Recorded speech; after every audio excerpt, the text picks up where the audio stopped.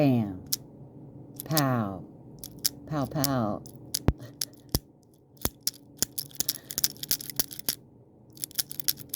Fight, fight, fight. Little fighting buddy here. Haven't named it.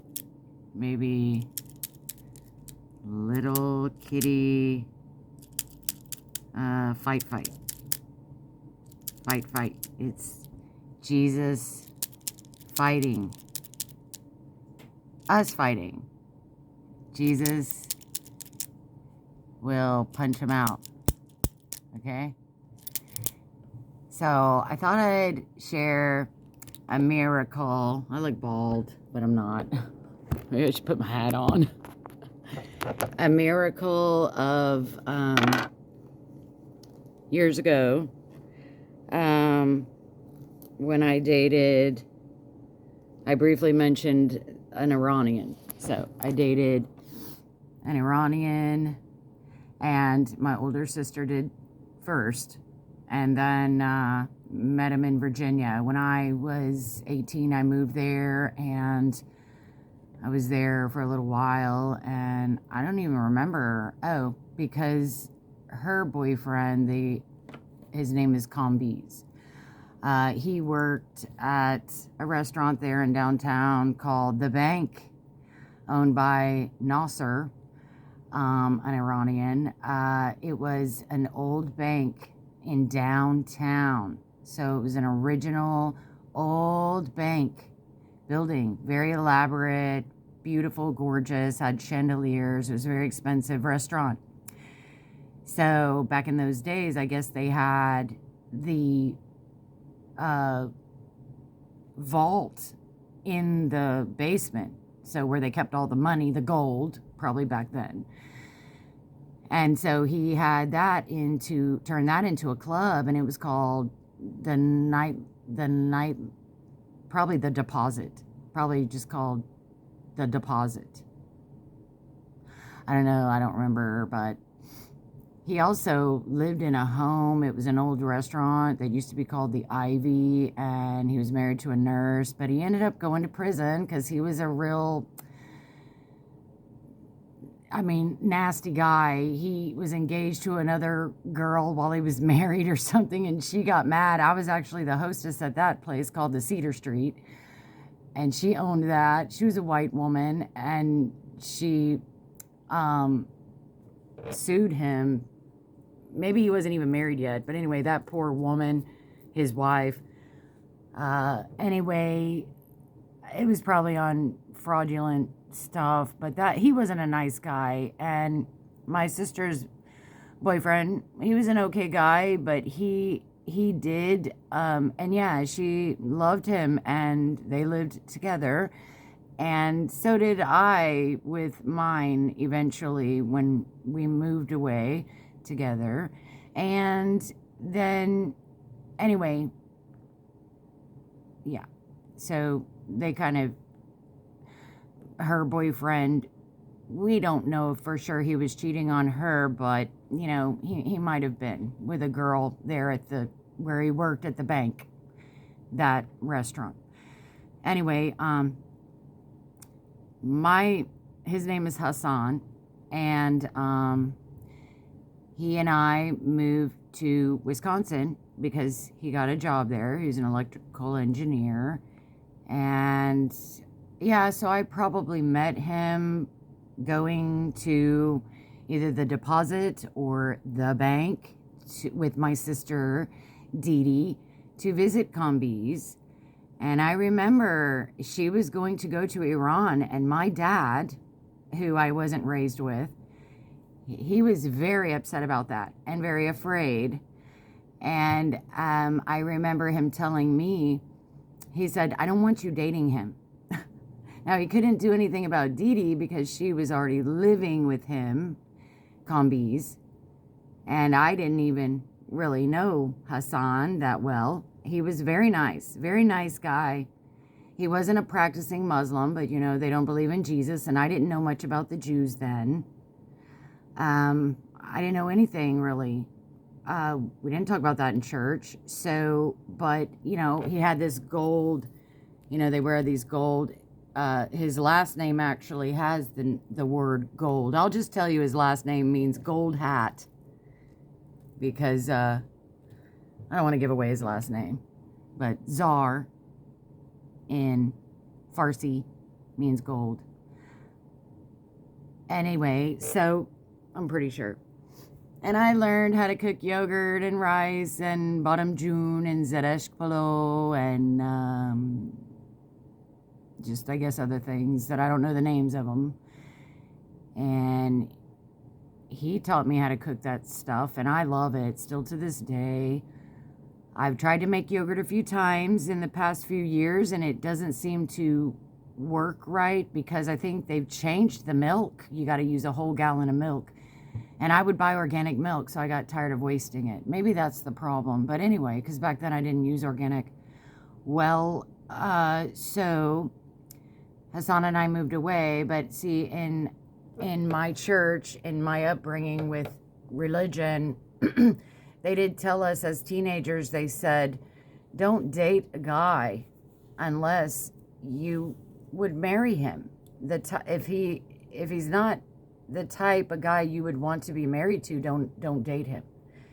So I knew that, and I would have married him. Yeah, that wasn't the thing. The thing was, in my little fantasy mind of a young woman, I thought, I want to fall in love young, and we're going to fall in love and know so soon, and we're going to get married right away, and we're just going to love each other and know right off the bat that that we love each other and we want to be married. So this was just my personal little take on it and my personal preference. And so I dated him for like 3.5 years, from the time I was 18 till like I was 21. And toward the end, I had gone back to live with my mother, because it wasn't that we were having problems. We never had any fights at all. Again, he was a very nice guy. And even Combies and my sister Dee Dee, I don't think if they fought, I mean, it might have been because she did drink. But, yeah, so after a while, and of course, you know, I'm being shy, and I'm not going to tell the man anything. I'm not going to tell him any of my feelings, like, why haven't you asked me to marry you? I've moved in with you, moved to another state with you. Why? And by this time, I told you I'd fallen away at 18. So I am thinking, you know, and then I didn't start dating really till I was 18. Like, I had a job in the mall at 16. I started out at 15 at a pizza place. Then I moved to the mall at 16 when I moved to the neighboring town. I started off at a children's clothing store in the mall, and then for about 6 or 9 months, then I applied at this store that probably no longer exists called Ups and Downs, and it was, you know, across the way from, what is that? Maybe you older people would remember this, where it's The Limited, I think. Maybe it had a different name back then, but anyway, so this was a clothing store kind of like that, but not as expensive and not as popular. And I, you know, oh my goodness, in 1988, my senior year, I probably saw every movie ever made in 1988. It was like dinner and a movie, dinner and a movie, dinner and a movie. For like, that was 6 nights in a row. I had dinner and a movie with 6 different guys, and it was just dating. You know, no kissing, none of that stuff. And these weren't church guys. This was a military town, so these were like officers, 2nd lieutenant, 1st lieutenant. You know, some were West Point, some were from the Naval Academy. I mean, they were decent guys. And I remember one time I had like a cold, and I got hoarse and I couldn't talk. And there was a guy wanted to talk to me on the phone. And I didn't know him that well, but I'm like, I don't want to talk to you anymore. It's like, I got tired of hearing myself talk like that with that hoarse voice. I'm like, you know, I don't want to talk to you anymore. I don't want to see you anymore. Whatever. I wasn't even seeing him. I don't even remember who that was. But anyway, so this Iranian guy and we were serious. So the most serious relationship I had ever had. I had, and in that clothing store, I would get guys would leave me their business cards, leave gifts, send flowers. Of course, they didn't know my name, so they would, the so-and-so, whatever, But yeah, Hassan and I were serious. I was serious about him, and I wasn't serious ever before that. And I, maybe dated a couple guys, the one from the pizza place, and there was nothing going on with that either. I mean, look, good thing for me, guys never really tried anything, and I definitely wasn't going to. But the guy, Hassan and I had moved back to my mother's in Oklahoma and still talking to him and everything. But I met my ex-husband, who's my ex-husband now, eventually, when we moved to Texas. And I didn't mean to, leave Hassan or anything. There was none of that. But I accidentally started liking and fell in love type thing with this other guy.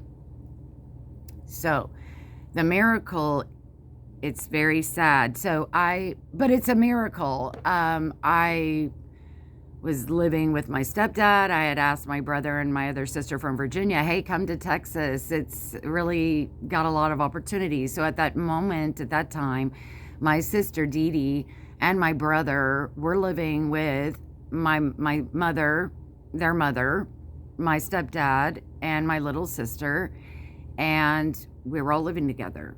So Dee Dee and Combees, I think, had broken up. And this was in this was in 1990 maybe. So, but she and Combees were together for quite a few years. So I think they were broken up by then. But Hassan and I, we weren't broken up. Well, I might have some time frame mixed up here, but the point is that I had this old answering machine of Hassan's, and we were using it. And for some reason, he decided he wanted to check the messages from his phone over there in the other state, Wisconsin, and he heard a message from my ex-husband, the one I started kind of seeing. And I had told Hassan, so I bounced around. So I didn't really tell Hassan, why haven't you asked me to marry you yet? And that kind of started wearing on my feelings for him. So I wasn't really having many feelings anymore for him because of this.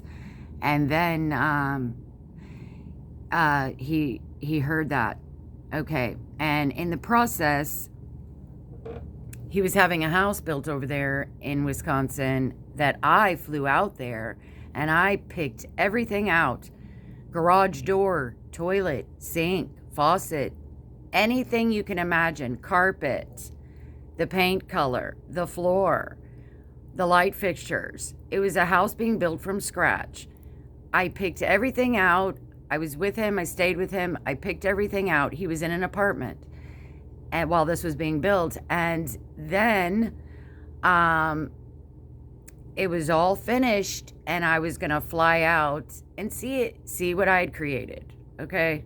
And by then I was probably letting him know that, why haven't you married me yet, kind of deal. And he heard that message. Well, his name is Gary, my ex. He heard that message, and he was crushed. He was absolutely crushed. And I didn't know he had heard the message, but he called me, and I could picture him in that dark apartment because he had been moving into his house that was finished. I'd already seen it and kind of decorated did some decorating. And he had moved some things in, but he had just a few last things left at that dark, old, yucky apartment that now looks like crap compared to his house, his new home. And, just a few things left. The electric was still on, but the lighting wasn't that great. His new house had a real light and airy. I did a lot of white. It was all white cabinets. I picked out the cabinets and the countertop. And this was even before all white became in style a few years later. Anyway, so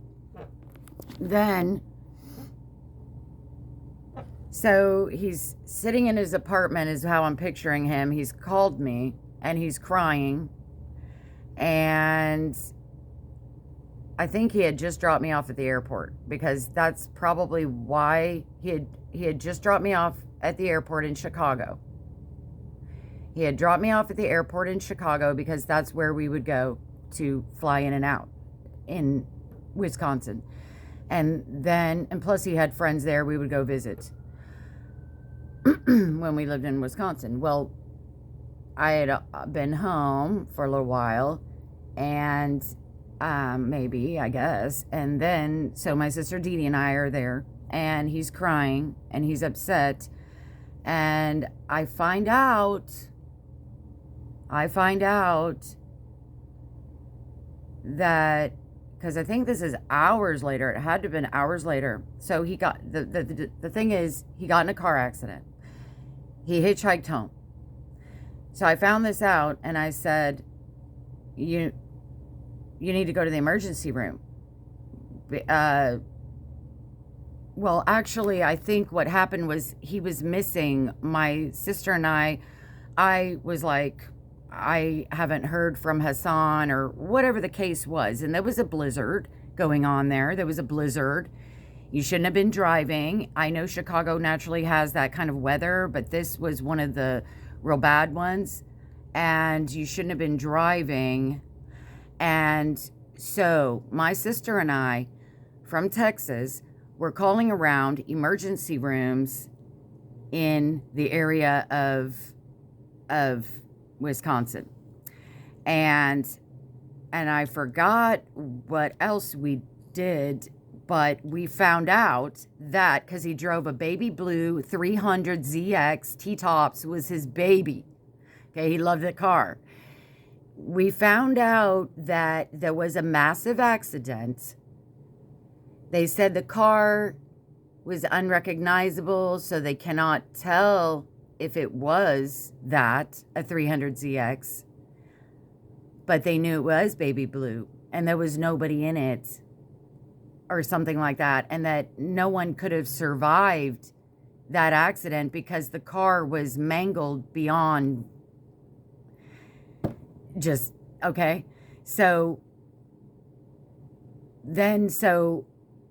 Okay, this was before cell phones. So then I'm leaving him messages. When he gets home, he calls me.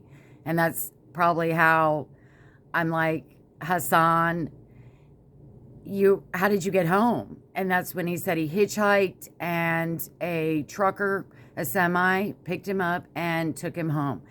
And he walked away from that. Okay, he walked away from it. So I did stay on the phone with him until the ambulance came, and he said, there's like 6 fire trucks, and, because it was a smallish apartment complex, so I'm sure they took up a lot of space. It seemed like a lot, but there was like police, ambulance, fire truck, because Dee Dee and I called for him because he wasn't going to call. He just got dropped off by the semi guy in his mangled up major accident, and who knows what could be wrong with him. Praise God, nothing serious happened. Okay, but that's a miracle.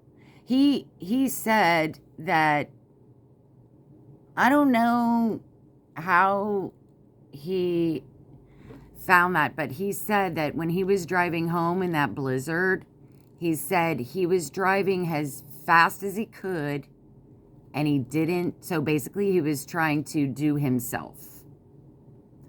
And like I said, I don't know the time sequences yet or remember them clearly anymore, but somehow he found that out.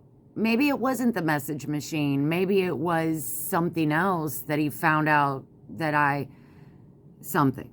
And so he was driving as fast as he could in that blizzard, and you couldn't see, and he wanted to wreck it, and it did.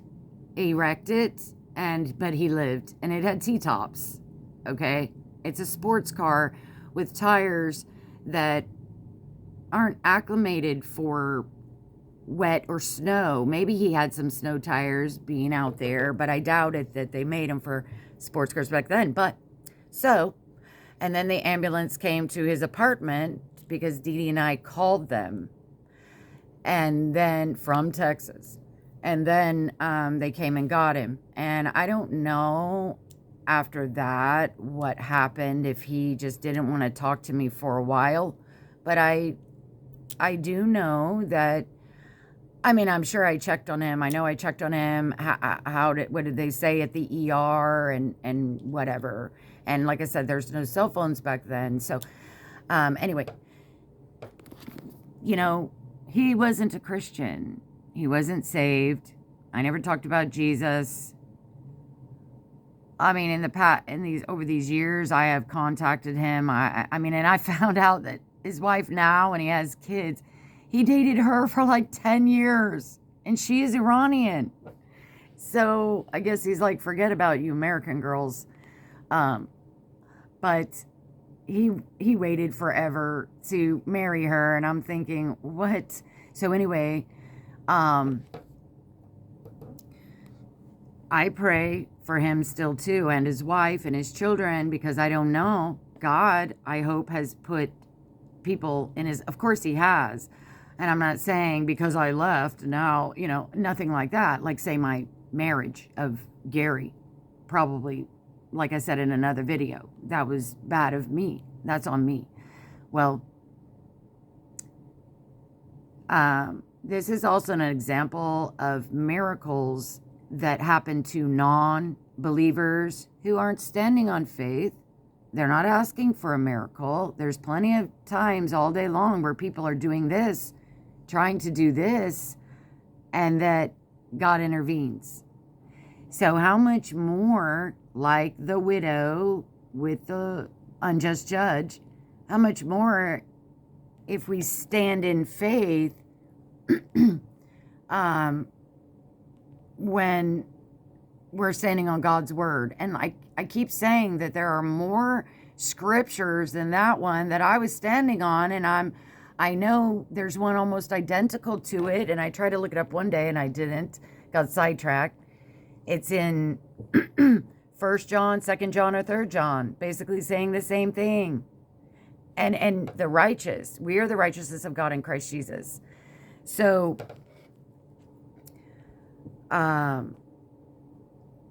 yes, if God is going to answer, or if God is going to have miracles, and it's also about timing. Maybe your purpose isn't finished yet. Your purpose hasn't been complete. And besides that, you shouldn't be doing this to yourself. That's MURDER. But I mean, that is nothing's new under the sun. They were falling on their swords in the Old Testament all the time. They were doing that kind of stuff. That was, I don't think Cain didn't try that, did he? But he was afraid of somebody else trying to. But anyway, that's been going around since time began, and I'm just saying that we have plenty of scriptures, and if ever I take the time to find them, I was asking today, I was saying, Jesus, I wish you would manifest one of those prayer cloths that I made Mommy. The one, I didn't always write the verses all over them, but because she would lose them sometimes. I think she had 3 at once, not at once, but a total. She'd lose it, and then the last one got lost, and but I was like, Jesus, can you manifest one of those for me? It just shows up. Uh-oh, my phone's going dead. Oopsies, I forgot about that. So anyway, I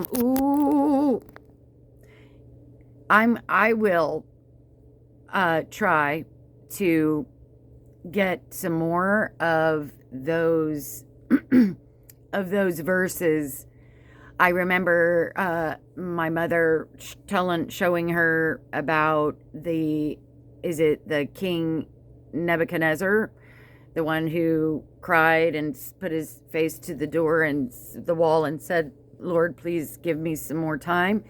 And God granted that. I told her about that story.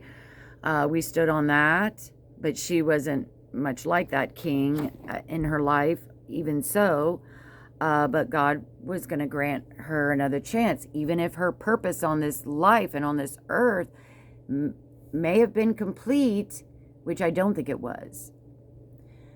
But because of her lifestyle and not choosing Jesus, you can actually, like, hand them over to Satan. And then if, you know what I'm saying, you can piece that together however you want. But when you're not in the straight and narrow, I think you can shorten. No, when people are not on the straight and narrow, God's angels many times have saved them from, because their purpose isn't done yet. God's still not done, is what I'm thinking. And then there are people who their purpose is finished, but they're not living right, and they're not even trying, and God is like, well, all right. I think that's, in my opinion, that's how it'll work. But because she was repentant, and plus that for testimonies, so she was repentant, and God honored, maybe he honored me and my faith. So I don't know. But I'll say bye for now, and keep the faith, you guys, and God bless you. Bye.